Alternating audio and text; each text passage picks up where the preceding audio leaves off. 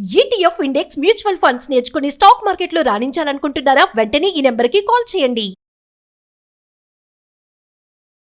నమస్తే రమ్మగారు. నమస్తే జయ. రమ్మగారు, మనం విక్రమార్కుడిది స్టోరీ చెప్పుకుంటూ ఉన్నాము. కోమలవల్లి సాలభంజికి చెప్తుంది హేలావతి కథ. అవును, హేలావతి దగ్గరికి తీసుకెళ్లారు విక్రమార్కుడిని. ఆవిడ ఏమన్నా ప్రశ్నించిందా? ఏం జరిగింది? ఇంకా ఏం ప్రశ్నించలా. ఈ రాజుగారికి ఏమనిపించింది, విక్రమార్కుడికి స్వయంవరం ఏమో అయిపోయింది, వివాహం జరగాలి కదా. వీళ్ళు ఏం ఆశించి నన్ను లోపల తీసుకొచ్చారు? ఓహో, నా గురించి తెలుసుకోవాలనుకున్నారు. వ్యాపారస్తుడి వేషంలో ఉన్నాను, నా గురించి తెలుసుకోవడానికి ఇదేదో ప్రయత్నం చేస్తున్నారని ఆయనకి చక్క భోజనం అది పెట్టారు. శుభ్రంగా తిన్నాడు, తాంబూలం వేసుకున్నాడు. అక్కడి నుంచి చూస్తుంటే తెర వెనక రాజకుమార్తె ఉన్నట్టు ఆయనకి తెలుస్తోంది. తనని అబ్జర్వ్ చేస్తున్నారు.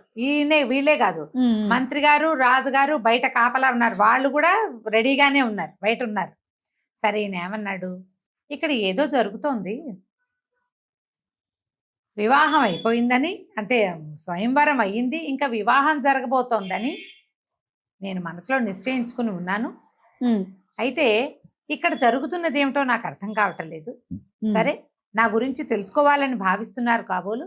ఓ తెరగుడ్డ, కాలక్షేపానికి నువ్వు ఏదైనా కథ చెప్పచ్చుగా అన్నాడు. రాజకుమార్తెకి, హేలావతికి, విక్రమార్కుడికి మధ్యలో ఒక కర్టెన్ వేస్తుంది, తెర. అదేలేండి. ఓ తెరగుడ్డ, ఏదైనా కబుర్లో ఏదైనా చెప్పచ్చు కదా. రాజకుమార్తె ఏం మాట్లాడేలాగా లేదు. నన్ను లోపలికి తీసుకొచ్చిన వాళ్ళు బయట ఉండిపోయారు, లోపలికి రాలేదు. కాలక్షేపం ఎట్లా నాకు? ఓ తెరగుడ్డ, నువ్వేమన్నా కథ చెప్పచ్చు కదా అనగానే వింటున్న అటు రాజకుమార్తె ఉలికిపడింది, బయట ఉన్న మంత్రి గారు, రాజుగారు ఉలికిపడ్డారు. ఏమిటి తెరగుడ్డతో మాట్లాడుతున్నాడు ఈయన? ఇతని ప్రత్యేకత. ఇప్పుడు ఈయన వెనకాలే లోపలికి వచ్చిన భేతాళుడు తెరగుడ్డని ఆశ్రయించాడు. అది అటు ఇటు కదిలింది. ఇప్పుడు ఉలిక్కిపడింది రాజకుమార్తె. ఆయన మాట్లాడాడు అనుకో ఏదో కాలక్షేపాన్ని, ఏమిటి కదులుతోంది? ఆయన మాట్లాడంగానే ఏమంది అంది, గొంతు కూడా సవరించుకుంది. బయట ఉన్న వాళ్ళు ఉలిక్కిపడ్డారు, రాజకుమార్తె ఉలిక్కిపడింది. ఆ తెరగుడ్డంది, ఏం చెప్తాను ప్రభు, మీ పోటీ వారికి చెప్పగలిగిందా అన్నా నేను? నన్ను ఎప్పుడో 2 ముక్కలుగా కత్తిరించి ఇటో ముక్క అటో ముక్క వేసి మధ్యలో సూది దారం వేసి 2 కుట్లు కుట్టారు. ఆ కుట్టక ముందు, చించక ముందు నేనేదో ఒక కథ విన్నాను. అది గుర్తున్నంత మటుకు, నేను విన్నంత మటుకు చెప్పమంటే చెప్తా మీ కాలక్షేపానికి అనగానే విక్రమార్కుడు అన్నాడు, అంతకంటేనా? కాలక్షేపానికి నువ్వు చెప్పాల్సిందే కదా అన్నాడు. అనగానే ఈవిడికి, రాజకుమార్తెకు ఒక ఉద్రేకం వచ్చింది. ఈ తెరగుడ్డ ఏదో మాట్లాడుతోంది, కబుక్కుని దాన్ని పట్టుకునేసరికల్లా టక్కిన ఊడొచ్చి అది పడిపోయింది కుప్పలాగా. కింద పడిపోయేసరికల్లా రాజకుమార్తె, రాజుగారు హేలావతి, విక్రమార్కుడు ఒకళ్ళనొకళ్ళు చూసుకున్నారు. అప్పుడు ఈయన అన్నాడు, ఆవిడతో ఏమనలా, తెరగుడ్డ నువ్వు ఎంత మంచిదానివే, నీ వల్ల రాజకుమార్తెకి ఎంత సహృదయత వచ్చిందో చూడు, ముఖ దర్శనమైనా చేయించింది, మరి ఇంకా కథ చెప్పు, నేను వింటాను అన్నాడు. ఆ కుప్పలా పడిపోయిన తెరబట్ట మాట్లాడడం మొదలుపెట్టి, పూర్వం చంద్రగిరి అనే పట్టణానికి గంధేశ్వరుడు అనే ఒక రాజుగారు ఉండేవారు. ఆయనకి 120 మంది భార్యలట. చాలు 120 మందికి సంతానం కలగల. ఎన్నో రోజులు ఆ పూజలు చేశారు, పునస్కారాలు చేశారు, ఎంతో అంటే ఏమన్నా ఎన్ని రకాల ప్రయోగాలు చేసిన తర్వాత ఈయనకి ఈ పట్టపు రాణి గర్భవతి అయింది. ఆ గర్భవతి అయిన రాణి మహాసౌందర్యవంతుడైన ఒక కుమారుణ్ణి గన్నది.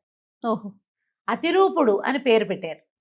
అంత అతిరూపం కలిగిన వాడు అనమాట. అబ్బో, వాడు ఎంత అంతగాడో, పుట్టినప్పుడు అసలు బంగారు ముద్ద పుట్టింది అనిపించింది. చంద్రుడు ముద్దలాగా కనపడ్డాడు, అంత అద్భుతమైన వాడు. పిల్లాడి పేరే అతిరూపుడు అని పెట్టారు. ఈ అతిరూపుడిని ఎంత అపురూపంగా పెంచారో. రాజుగారికి ఎంతమంది, 120 మంది భార్యలకి ఒకడే కుమారుడు, దింపకుండా పెంచారు. పెద్దవాడైన కొందికి అతిరూపుడు మహాసౌందర్యవంతుడయ్యాడు. సరే, ఇంత చక్కటి వాడికి బహు చక్కటి పిల్ల కావద్దు, అందుకని పిల్లాడికి 18 ఏళ్ళు వచ్చాక రాజకుమార్తెల కోసం వెతకటం మొదలుపెట్టారు. ఇంత చక్కటి అబ్బాయికి ఎవరు దొరుకుతారు అని సైనికులు, కొంతమంది పురోహితులు, తర్వాత 2 మంత్రిగారులు రాజకుమారుడి ఫోటోలు గీయించుకుని, చిత్రపటాలు వేయించి, పటాలు పుచ్చుకొని ఊళ్ళ మీదకి తిరగబోయారు. వీళ్ళు ఒక రాజ్యం నుంచి ఒక రాజ్యం వెతుకుతున్నారు, పిల్లాడికి అనురూపమైన పిల్ల కావాలి అని. ఓసారి అట్లా దాటుతూ ఉండగా వీళ్ళకి కొంతమందితో పరిచయం అయింది. వాళ్ళెవరు, మాధవవర్మ అనే, మాధవపురం అనే రాజ్యానికి రాజుగారైనటువంటి మాధవవర్మ గారి సైనికులు. ఎవరు ఏమిటి అని కనుక్కుంటే మాధవర్మ గారికి అపురూప సౌందర్యవతి అయిన ఒక సంతానం ఉంది, ఒక అమ్మాయింది. పిల్ల ఎంత అందగత్తో, అతిరూపవతి ఆమె పేరు. అబ్బో చాలా అందగతే. మా పిల్లకి తగిన వరుడు అసలు మా దేశంలో లేడు. అందుకని ఆమెకు అనురూపమైన పెళ్లి కొడుకు కోసం వెతుక్కుంటూ రోడ్ల మీద పడ్డామన్నారు వాళ్ళు. రోడ్ల మీద కాదు, వీళ్ళు అడవుల్లో పడ్డారు. రాజకుమారులు వీళ్ళు ఉన్నారు కదా సైనికులు, వెనకాల వచ్చిన వాళ్ళు, పురోహితుడు వెనకాల వచ్చిన వాళ్ళు. వాళ్ళు అన్నారు పేర్లు ఏమిటో బాగున్నాయి. మనవాడి పేరేమో మనరాజు గారి అబ్బాయి పేరేమో అతిరూపుడు, వాళ్ళ అమ్మాయి పేరేమో అతిరూపవతి. ఒకవేళ రూపాలు కూడా అట్టగే కలుస్తాయో ఏమిటో, పటాలు కలుపుదాం పట్టండ్రా అని ఆ పటం వాళ్ళు తీశారు, ఈ పటం వీళ్ళు తీశారు. రెండు పక్క పక్కన పెడితే ఏముంది, రతి మన్మధులు ఉన్నట్టున్నారు. ఆహాహా, ఇదే మనకు కావాల్సిన పెళ్లి కూతురని.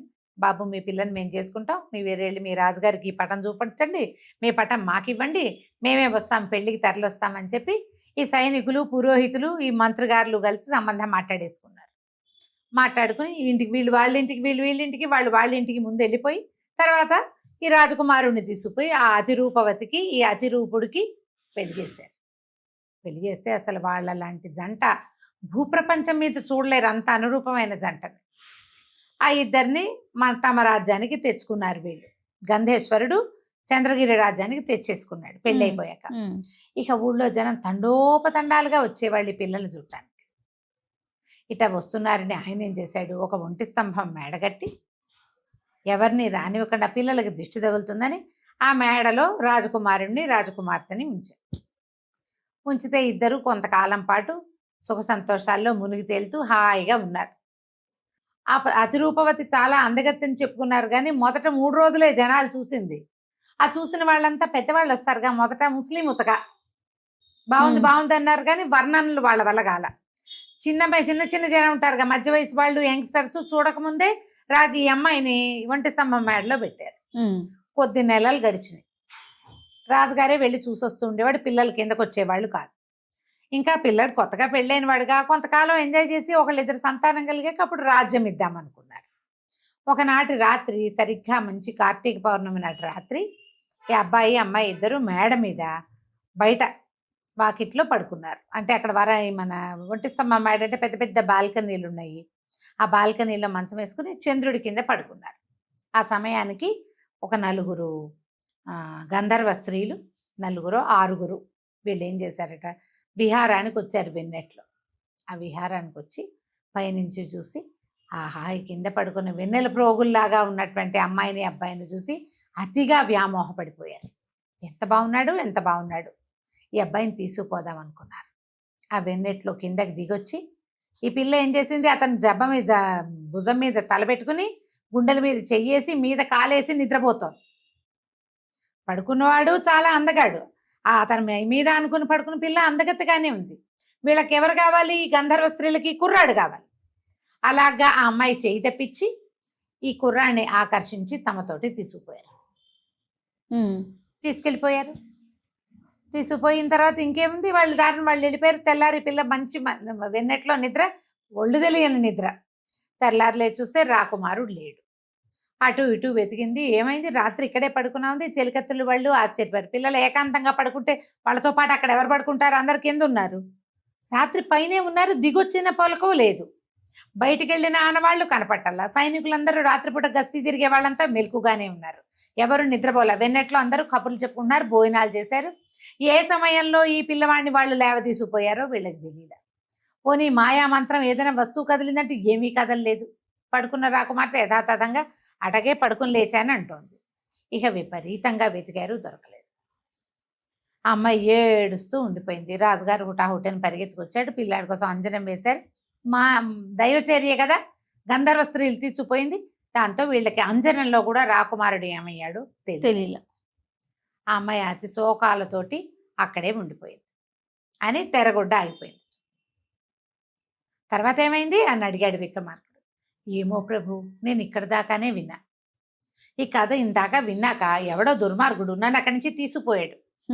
ఇంకా నేను వినలేకపోయాను కథ, అదే నాకు ఇంతే తెలుసు.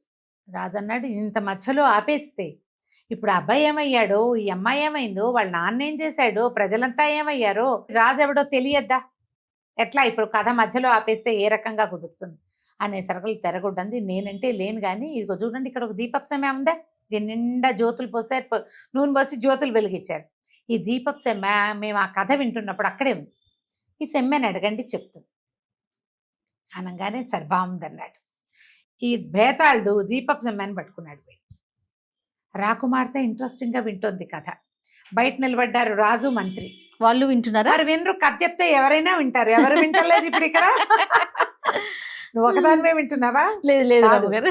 కెమెరామెన్ ఎవరుంటే వాళ్ళలా బిగుసిపోయి కథ వినాల్సిందే కదా. 100%. కథల లక్షణమే అది. అప్పుడు ఏమైంది, ఈ రాజుగారు విక్రమార్కుడు అడిగాడు, ఓ దీపక్ సెమ్మ, ఈ కథ నీకు తెలుసా? తర్వాత ఏం జరిగిందో చెప్తావు అన్నాడు. ఈ దీపక్ సెమ్మ చెప్పకేం ప్రభు, నీలాంటి వాడు అడిగితే చెప్పనా నేను? ఇంత ముచ్చటగా అడిగితే ఎందుకు చెప్పను? అప్పుడు ఏమైందంటే వీడిని తీసుకుపోయారు, అతిరూపుణ్ణి గంధర్వ స్త్రీలు తీసుకుపోయారు. అవును. భార్యామణి ఇక్కడ పడి అలో లక్షణాన్ని అఘోరించి ఏడుస్తోంది. కానీ వాడు ఏడవటల్లా, వాడు స్వర్గంలోకి వెళ్ళిపోయాడు. ఆ గంధర్వ లోకంలోకి వెళ్తే ఆ స్త్రీలు ఒక్కొక్కళ్ళు రోజుకొకళ్ళు చొప్పున వాడిని పంచుకున్నారు. వాడు అందరితోటి హాయిగా ఉన్నాడు. 15-20 రోజులు గడిచాక ఇక ఆ స్త్రీలకు ఏమనిపించింది, దేవకన్యలకి, అయ్యో ఆ పిల్ల పాపం మనమే వీడిని చూసి వ్యామోహం పట్టలేక తెచ్చాము, వీడిని భర్తగా పొందిన స్త్రీ ఎంత వ్యామోహపడుతోందో, దాన్ని ఎట్లా ఈ విరహాన్ని అనుభవిస్తోందో పాపం. సరే ఒక పని చేద్దాము, ప్రతి పౌర్ణమి నాడు ఈ భర్తను వీడిని తీసుకుపోయి వాళ్ళ ఇంట్లో మేడ మీద వదిలిపెట్టి తర్వాత తెచ్చేసుకుందాం అనుకున్నారు. కార్తీక పౌర్ణమి తర్వాత వచ్చేది ఏమిటి, మార్గశిర పౌర్ణమి. మార్గశిర పౌర్ణమి నాడు ఈ అతిరూపుణ్ణి తెచ్చి వీళ్ళ మేడ మీద వదిలిపెట్టారు. అది ఎట్లా చేశారు, ఆమె నిద్రపోతుంది, ఆమె పక్కలోకి చేర్చారు. ఆ అమ్మాయి రోజు భర్తని కలగంటోంది. ఈ పౌర్ణమి నాడు భర్త నిజంగానే వచ్చాడు. ఆ అమ్మాయి కల అనుకుంది, భర్త నిజంగానే ఆమెతోటి ఉన్నాడు. ప్రతి పౌర్ణమి నాటి రాత్రి ఆ అబ్బాయిని వదిలిపెట్టారు. ఇక్కడ ఒక 5-6 పున్నములు గడిచినాయి. రాకుమారుడు లేడు, కానీ ప్రతి పౌర్ణమి నాటి రాత్రి వచ్చి భార్యా పరిష్వంగ సుఖాన్ని అనుభవించేస్తాడు. అతను వచ్చేస్తాడు ఇక్కడికి. 5-6 నెలలు గడిచేసరికల్లా ఈ యువరాణి గర్భవతి అయింది. ఈ చుట్టుపక్కల ఉన్న చెలికత్తెలందరూ ఏమిటి యువరాణి ఒక రకంగా ఉంది, అతిరూపవతి ఒక రకంగా ఉందని చూసుకుని ఈమెలో దౌహృద చిహ్నాలు కనిపెట్టేశారు. అందరూ అడిగారు, అదేమిటమ్మా ఆయన లేడు, నువ్వు గర్భవతిలాగా కనపడుతున్నావు అంటే, ఆ పిల్లలు లబో దిబో భర్త తప్పిస్తే నాకు రెండో వాడు తెలియదని ఏడ్చింది అమ్మాయి. చెలికత్తెలు కొంచెం చిన్నవాళ్ళు, ఈ అమ్మాయితోటి ముందు నుంచి ఉన్నవాళ్ళు 4 వాళ్ళ ఊరు నుంచే వచ్చిన వాళ్ళు ఉన్నారుగా, వాళ్ళు కొద్ది నెలలు మేనేజ్ చేశారు బయటికి రాకుండా. విధినాడు కనపడిన చంద్రుడు తదినాడు తనంతట తనే కనిపిస్తాడు. అంతే కదా. గర్భవతులు మొదటి నెలల్లో దాస్తారు, పెద్ద నెలలు వచ్చాక గర్భాన్ని ఎట్లా దాచగలుగుతారు? ఎప్పుడైతే ఈ గర్భాల సత్వము ఆమె నడక నెమ్మదించిపోవటము, ఎవరో ఒకరిద్దరు సైనికులు, తర్వాత బయట నుంచి వచ్చి రాజుగారి దగ్గర నుంచి వచ్చి కుశలం కనుక్కునే పెద్ద దాసీలు కనిపెట్టేశారు ఈ అమ్మాయి గర్భవతిగా ఉంది అని.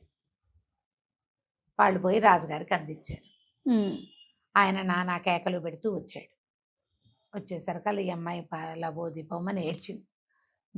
నేనేం చేయలేదు, నేను ఎక్కడికి వెళ్ళలేదు, అసలు పోతుటీగా కూడా ప్రవేశించడానికి వీల్లేని కట్టుదిట్టమైన కట్టడం ఇది, ఎవరు వచ్చిన వాళ్ళు లేరు, ఇది ఎలా జరిగిందో నాకు తెలియదు అంటుంది ఆమె. ఎందుకంటే ప్రతి పౌర్ణమి నాడు రాత్రి ఆమె నిద్రలో ఉండగానే భర్త వస్తాడు. ఆ జరిగిందేదో అమ్మాయి కల అనుకుంటుంది, కొన్నిసార్లకి అసలు ఒళ్ళు తెలియని స్థితిలోనే ఉంది, ఆమెకు తెలియదు. దాంతో రాజుగారు విపరీతమైన కోపంతో ఈ అమ్మాయిని దేశ బహిష్కరణ చేసేశాడు. నిండు నెలల గర్భవతి పొమ్మన్నారు. ఏం చేస్తుంది, ఏడ్చుకుంటూ పోయింది. పోయి నగరం నుంచి బయటికి వెళ్ళిపోయి అక్కడ ఒక పురాతనమైన శ్మశానం ఉంటే ఆ శ్మశానంలో ఒళ్ళు అంటించేసుకుందాం అనుకుంది. శ్మశానంలో చితిలో కలిసిపోవాలి అనుకుంది. ఆ వెళ్ళేసరికల్లా ఎవరో ఒక స్త్రీ అక్కడ కూర్చుని ఏడుస్తున్న ఆవిడ ఈ చితిలోకి ప్రవేశించబోతున్న ఈ గర్భిణీ స్త్రీని చూసి వెనక నుంచి కావిటేసుకుని ఆపిందమ్మా, అమ్మ ఎవరమ్మా నువ్వు, ఎందుకమ్మా చచ్చిపోతున్నావు, గర్భపైగా ఇంకో జీవిని కూడా ఎట్టా చంపుతావు నువ్వు అన్యాయంగా అని చెప్పి అమ్మాయిని యువతలు లాక్కొచ్చింది. చూస్తే రాజకుమార్ తల్లి ఉంది, మెడ ఒంటి మీద బోల్డు నగలు ఉన్నాయి, ఎన్నో కొన్ని నగలు ఉన్నాయి, వడ్డాణాలు అవి లేవు. కానీ సరే ఆ బతిమలాడింది, ఎందుకమ్మా ఇట్లా చేస్తావు అంటే అమ్మాయి వల్ల ఏడ్చి ఏం జరిగిందో నాకు తెలియదు. అయితే ఎవరు నమ్ముతారు దీన్ని? ఈ ఉన్న స్త్రీ ఎవరు? ఆమె ఒక వేశ్య, ఆ నగరంలో ఉంటుంది. అయితే ఆమెకి ఒక 16-14 సంవత్సరాల కూతురుంది. ఆ పిల్ల కాస్త విపరీతమైన విషజ్వరం ఏదో వచ్చి చనిపోయింది. ఆ పిల్లని ఖననం చేయటానికి వచ్చింది. ఖననం చేశాక చుట్టాల పక్కాలంతా పోయారు. ఆ దుఃఖంతో ఈవిడ అక్కడే కూర్చునింది, కూతురుని పోగొట్టుకుంది కదా.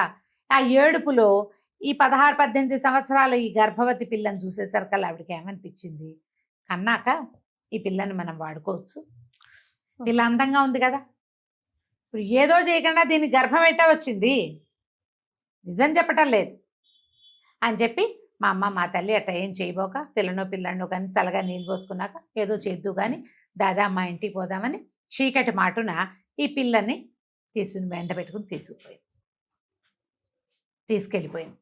తీసుకుని వెళ్ళి ఆ ఊళ్ళోనే గంధేశ్వరుడి నగరంలోనే ఒక వేశ్యవాటికలో ఒక పురాతన మందిరంలో ఈ రాజకుమార్తె ఉండిపోయింది. ఎన్ని మలుపులో చూడండి. ఉండిపోయిన తర్వాత ఏమైంది, అమ్మాయి గర్భవతి కదా, ఎప్పుడో ఒకప్పుడు ఇవాళ రేపో కనబోతుంది. ఈ దాసి ఈవిడేం చేసింది, వేశ్యమాత ఈ పురుడు పోయటానికి వచ్చేటువంటి దాన్ని ఏదో అంటారు కదా, ఏమంటారు పురుడు పోసే వాళ్ళని, మంత్రసాని. ఆ మంత్రసానికి ఏం చెప్పింది, ఆడపిల్ల పుడితే ఉంచు, మగపిల్లాడు పుడితే తీసుకెళ్ళి ఎక్కడైనా పారేసేసి, అయ్యో చంపేసేయి, పిల్లాన్ని చెరులోనే పడేసేయి, నేను ఏదో ఒకటి చెప్పుకుంటాను. ఈమెకి పరమలక్షణ లక్షితుడుగా ఉన్నటువంటి అందమైన కుమారుడు కలిగాడు. మంత్రసాని ఏం చేసింది, సరే పిల్లవాడిని ఎత్తుకుని బయటకు వెళ్ళిపోయింది.